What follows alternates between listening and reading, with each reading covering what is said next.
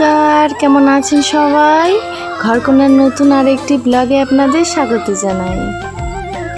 আজ মঙ্গলবার সকাল সকাল আমি ব্লগটা শুরু করছি। এখন বাজে 4:30।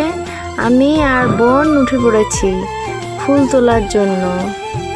কালকে না একটু দেরিতে উঠেছিলাম, ফুল পাইনি, ওই কারণে আজ তাড়াতাড়ি উঠে পড়েছি। আর আজ পেয়েও গেছি অনেক ফুল। এখন কত ফুল, আর কালকে যেন তুলে নিয়ে গেছে, ফুল আমরা পাইনি। ওই কারণে বোন সকালের দিকে আমাকে ডাকছে, দিদি ওঠ, বাইরে ফুল তুলতে যাব। ভোরের দিক তো, বোন একাই উঠতে একটু ভয় পায়, তাই আমি উঠে পড়েছি। আমরা দুইটি মিলে যখন উঠছি, দেখি বাবা উঠে পড়েছে। তারপরে বাইরে গিয়ে আমরা তো এখন ফুল তুলছি। এখন না ভোরের দিকে একটু একটু কুয়াশা থাকে, একেবারে খুব কুয়াশা থাকে না, হালকা। কি বলুন তো, অন্য দিনের তুলনায় আজকে আমার মনটা একটু খারাপ।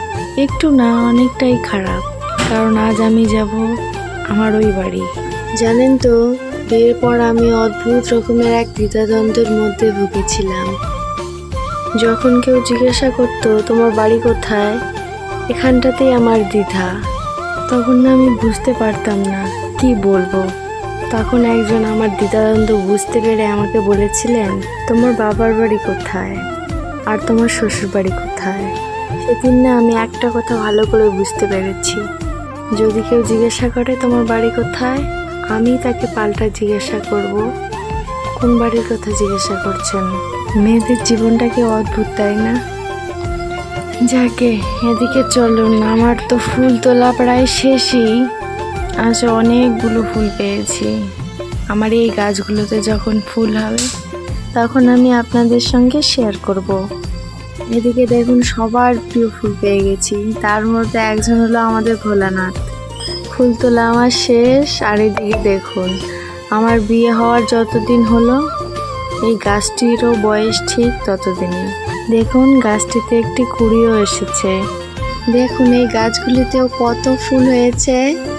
এরপরে আমি আর ভিডিও শ্যুট করতে পারিনি।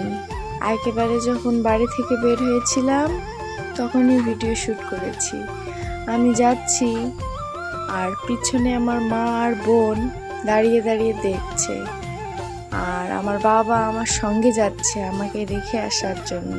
কি করবো বলুন, যেতে তো হবে। বাবা আজ আমায় গ্রামের ভিতরে রাস্তা দিয়ে নিয়ে যাচ্ছে। আমাদের যে বড় রাস্তা বাজারের ভিতর দিয়ে, ওইদিকে আজ আমরা যাব না। আর প্রচণ্ড পরিমাণে গরম পড়েছে তো, চলুন তাই ভাবলাম আপনাদের সঙ্গে একটু শেয়ার করি।